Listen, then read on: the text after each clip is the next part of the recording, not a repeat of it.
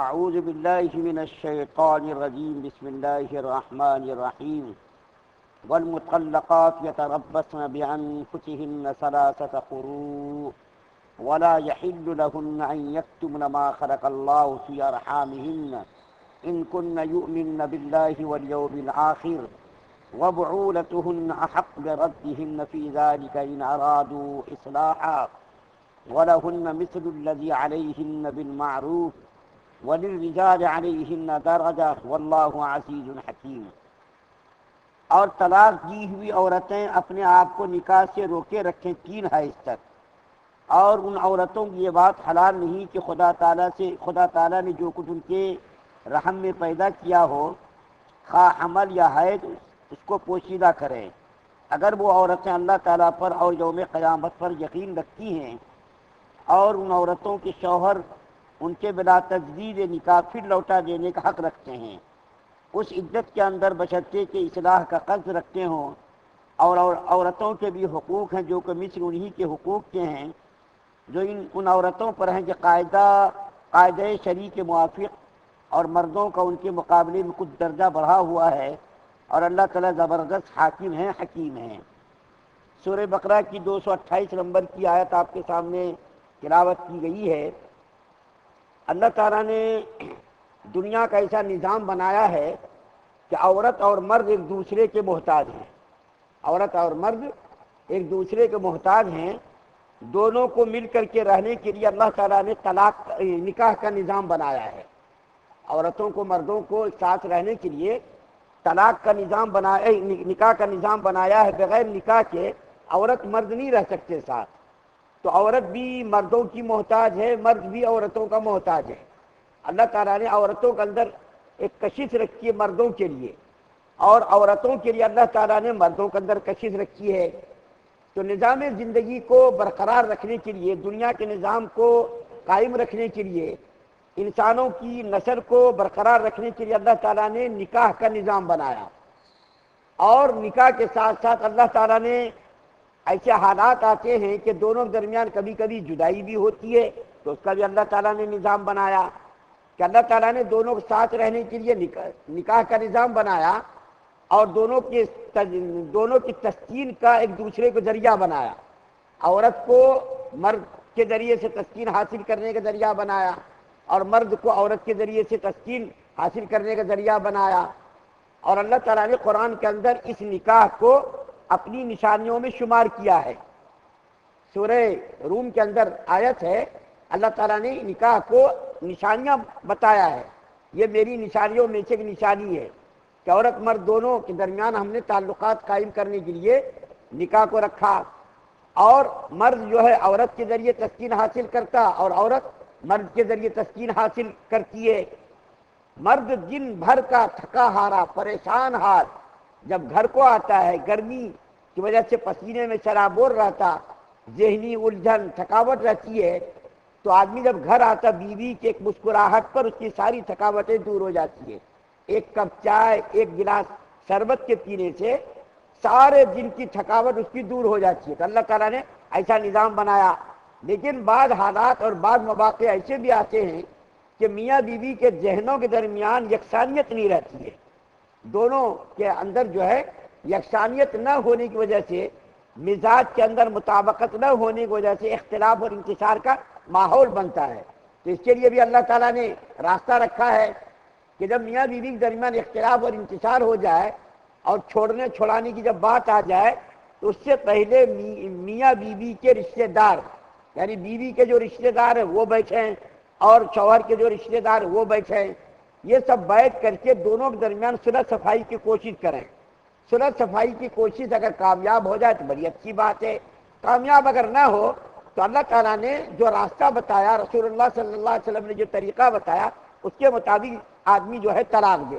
مثال کے طور پر جب چھوڑنے کا ارادہ ہو، ڈائریکٹ 3 طلاق نہ دے، جیسا کہ ہمارے نوجوانوں کا معاملہ ہے۔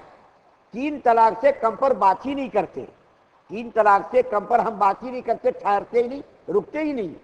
شریعت نے اس کا طریقہ یہ بتایا کہ اگر آپ کو رکھنے کا ارادہ نہ ہو تو سب سے پہلے بیوی کو طہر کی حالت میں 1 طلاق دے دو، چھوڑ دو اس کو۔ اگر اس درمیان میں یعنی عدت گزرنے سے پہلے، ابھی میں بتاؤں گا کس کی کتنی عدت ہے. اگر آپ کا 1 مہینے کے اندر اندر پھر سے میدان ہو گیا، ملنا چاہے آپ عورت سے تو اچھی بات ہے، رجوع کر دیجیے آپ. اس لیے موقع دیا، 1 مرتبہ طلاق مت دیا تو طلاق ہو جاتی. لیکن اگر کسی کو طلاق دینا ہی ہے اور بیوی کو رکھنے کا ارادہ نہیں ہے تو اس کے لیے شریعت نے طریقہ بتایا، 1 طلاق پاکی میں دے کر کے اس کو چھوڑ دو. اگر آپ کا ارادہ پھر سے ہو گیا اس کو رکھنے کا تو آپ عدت کے اندر اندر آپ اس کو رکھ سکتے، اور اگر رکھنے کا ارادہ نہ ہو تو دوسری پاکی میں پھر اس کو دوسری طلاق دے دیں. اس طریقے سے یکے بعد دیگرے طلاق دینے کا مزاج بنانا چاہیے. ایک ہی مرتبہ طلاق دینے کے بعد پھر بعد میں روتے پھرتے، مسئلے مسائل پوچھتے، مولانا صاحب میں نے تو غصے میں طلاق دے دی، میں نے تو نشے کی حالت میں طلاق دے دی. بچے چھوٹے چھوٹے، کیا کرنا چاہیے؟ جب تم کو عقل نہیں آئی تھی، جب شعور تمہارے اندر نہیں تھا، جب تم کو احساس نہیں تھا کہ ہمارے چھوٹے چھوٹے بچے اگر ہم نے طلاق دے دی تو کیا معاملہ ہوگا، اس سے پہلے کہ ہم طلاق دے دیں یا ہماری بندوق سے گولی نکل جائے یا ہمارے تیر سے تیر نکل جائے، اس سے پہلے سوچ کر کے یہ کام کرنا چاہیے. 1 طلاق دے کر کے چھوڑ دے، پھر بیچ میں اگر اس کی رضامندی اگر اس کے دل میں آ گیا، میدان اس کا ادھر ہو گیا، پھر اس کو رکھ لے، بغیر نکاح کے رکھ لے. اور اگر 2 طلاق اس نے دے دی، ابھی بھی گنجائش ہے کہ عورت کو جو ہے وہ نکاح کے بغیر طلاق رجعی 2 طلاق کے بعد بھی بغیر نکاح کے رکھ سکتا ہے وہ. لیکن جب عدت گزر گئی تو عدت گزرنے کے بعد پھر اب بغیر نکاح کے نہیں رکھ سکتا وہ. اگر عدت گزر گئی، کس کی کتنی عدت ابھی میں انشاءاللہ بتاؤں گا، اگر اس کی عدت گزر گئی تو عدت کے بعد بھی 2 طلاق کے بعد، 3 طلاق کا ذکر میں نہیں کر رہا ہوں، 2 طلاق کے اگر کسی نے دے دی تو عدت کے اندر اندر بغیر نکاح کے رجوع کر سکتا ہے. اور اگر کسی نے 2 طلاق دی اور عدت گزر گئی، اس بیچ میں اس نے نہیں رکھا، نہیں رجوع کیا، پھر اب جب عدت گزر گئی تو اس کے لیے ضروری ہے کہ نکاح کر لے، نکاح کر لے، اس کے ساتھ نکاح کر کے رکھ لے. لیکن اگر کسی نے 3 طلاق دے دی، 3 طلاق کا ذکر آگے آئے گا، تو دیکھیے عدت کس کی کتنی مدت کے اندر عدت پوری ہوتی ہے، اس کے بارے میں علماء نے لکھا ہے. اور حدیث اور قرآن کے اندر جس کی وضاحت کی گئی ہے، عورت کے اعتبار سے عدت کی کئی قسمیں ہیں. عورت کے اعتبار سے عدت کی کئی قسمیں ہیں. ایک قسم کیا ہے دیکھیے، نابالغہ ہے، کسی سے نکاح ہوا، نابالغ ہے اور اس کے ساتھ نکاح ہوا اور نابالغ کی حالت میں کسی نے طلاق دے دی. یا کوئی عورت ایسی بوڑھی ہے جس کو حیض نہیں آتا، ایسی عورت ہے جس کو حیض ہی نہیں آتا، بوڑھی ہو گئی، عمر ہو گئی، تو نابالغہ کو بھی حیض نہیں آتا، بوڑھی عورت کو بھی حیض نہیں آتا. ان کی عدت کیا 3 مہینے ہے، ان کی عدت کیا ہے 3 مہینے. اور تیسری کیا ہے، حاملہ عورت ہے، حمل کی حالت میں کسی نے طلاق دے دی. 2 عورت تو وہ ہے جو نابالغہ ہے یا بوڑھی ہے، تو اس کی عدت 3 مہینے ہے. لیکن کوئی عورت ایسی ہے جو حمل سے تھی اور حمل کی حالت میں اس کے شوہر نے طلاق دے دی. اب حمل کی حالت میں اگر عورت ہے تو اس کے لیے عدت کیا ہے، وضع حمل، یعنی جب تک بچہ پیدا نہیں ہوتا اس وقت تک اس کی عدت پوری نہیں ہوگی. یہاں تک کہ طلاق کسی کے شوہر نے دی اور فوراً اس کو بچہ پیدا ہو گیا، بس اس کی عدت پوری ہو گئی. اور اگر کسی نے طلاق دی اور اس کو 9 مہینے کے بعد بچہ پیدا ہوا تو اس کی عدت 9 مہینے کے بعد ہی پوری ہوگی. وضع حمل یعنی جو ہے اولاد پیدا ہوگی، بچہ پیدا ہوگا تو اس کی عدت ہے. حاملہ عورت کی عدت وضع حمل ہے، یعنی بچے کی پیدائش 1 منٹ کے بعد ہی اگر ہو جائے 1 منٹ کے بعد ہی اس کی عدت پوری ہو جائے گی. اور چوتھی کیا ہے، وہ عورت جو حاملہ نہ ہو یا خاوند فوت ہو جائے، حاملہ نہ ہو خاوند فوت ہو جائے. حاملہ نہیں ہے تو اس کی کیا ہے، بالغہ ہے اور حیض آتا ہے اس کو، تو اس کی عدت کیا ہے 3 حیض. 3 حیض اس کی کیا ہے عدت ہے. اور کوئی عورت ایسی ہے جس کا شوہر مر گیا تو اس کی عدت 4 مہینے 10 دن، اس کا بھی ذکر آگے آئے گا. اور وہ بالغہ آزاد عورت جس کے ساتھ خلوت صحیحہ ہو چکی ہو. خلوت صحیحہ کا مطلب یہ ہے کہ میاں بیوی دونوں ملے ہوں، اس کو کہتے خلوت صحیحہ، ملے ہوں دونوں تنہائی میں. اس کی عدت کیا 3 حیض ہے، چاہے کچھ ہوا ہو یا نہ ہوا ہو، لیکن صرف مل گئے ہو تو بس اس کی عدت 3 حیض ہے. اسی طریقے سے ملنے سے پہلے طلاق ہو جائے، کسی نے نکاح کیا، نکاح کرتے ہی جو ہے اس کو طلاق دے دی، نکاح کرتے ہی اگر اس کو طلاق ہو گئی اور وہ دونوں ملے نہیں، خلوت سیاح نہیں ہوئی، تو اس کی کوئی عدت نہیں ہے، بس بغیر جو ہے عدت گزارے وہ عورت دوسرے کے ساتھ نکاح کر سکتی ہے۔ لیکن یہاں پر ایک مسئلہ یہ یاد رکھنا چاہیے کہ اگر کوئی عورت حمل سے ہو، اور اس کے اندر ابھی اس کا ذکر آیا کہ اگر کوئی عورت حمل سے ہو تو وہ عورت اپنے حمل کو چھپائے نہ، ارے میں تو حاملہ نہیں ہوں، تاکہ اس کی جلدی عدت پوری ہو جائے، کیونکہ اگر حاملہ عورت ہے اس کی عدت لمبی ہو جائے گی، 8 مہینے 9 مہینے 7 مہینے 6 مہینے، تو وہ چھپائے نہ۔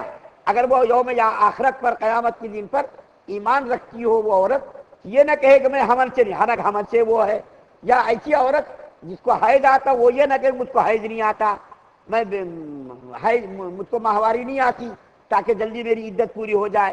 تو اللہ تعالیٰ نے امانت دار عورت کی نشانی بتائی، عورت کی امانت کا تقاضا یہ ہے کہ وہ اپنے حمل کو نہ چھپائے یا اپنے حیض کو نہ چھپائے، کئی عدت ہماری لمبی ہو جائے گی، جلدی عدت پوری کرنے کے لیے وہ انکار کرتے میں جو ہے مجھ کو حیض ہی نہیں آتا، یا مجھ کو اولاد ہی نہیں ہوں، حمل سے نہیں ہوں، یہ بھی غلط ہے۔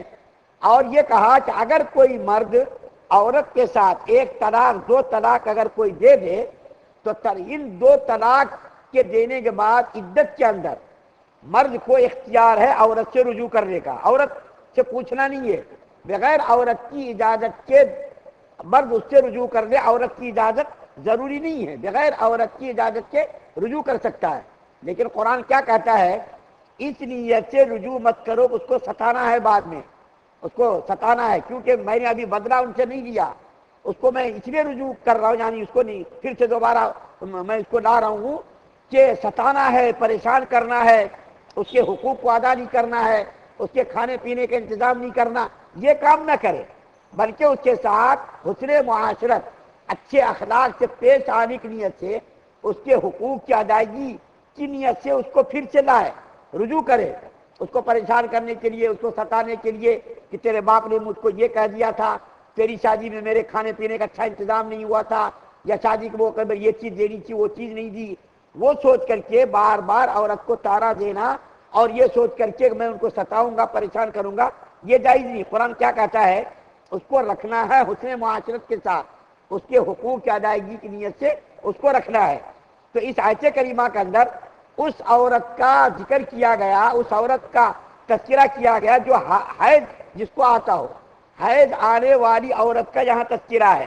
ایسی عورت جو نابالغہ ہو یا ایسی عورت جس کو حیض ہی نہ آتا ہو، ایسی عورت کا تذکرہ دوسری جگہ پر ہے، دوسری صورت کے اندر ہے، لیکن یہاں جس عورت کا تذکرہ کیا گیا ہے وہ عورت ہے جس کو حیض آتا ہو، کہ اگر کسی نے طلاق دے دی تو اس کے لیے 3 حیض تک، یہ 3 حیض کس کے لیے؟ جس کو 3 طلاق ہو گئی ہو اس کے لیے 3 حیض کی عدت ہے۔ تو میں نے آپ کے سامنے عورتوں کے اعتبار سے عدت کی کئی قسمیں اس کو میں نے آپ کے سامنے بیان کیا، آگے بھی اس کا ابھی ذکر ہے۔ اللہ تعالیٰ سے دعا ہے کہ اللہ تعالیٰ ہم تمام مسلمانوں کو مکمل شریعت مطہرہ پر عمل پیرا ہونے کی توفیق عطا فرمائے۔ سبحان اللہ و بحمدہ، سبحانک اللہم و بحمدک۔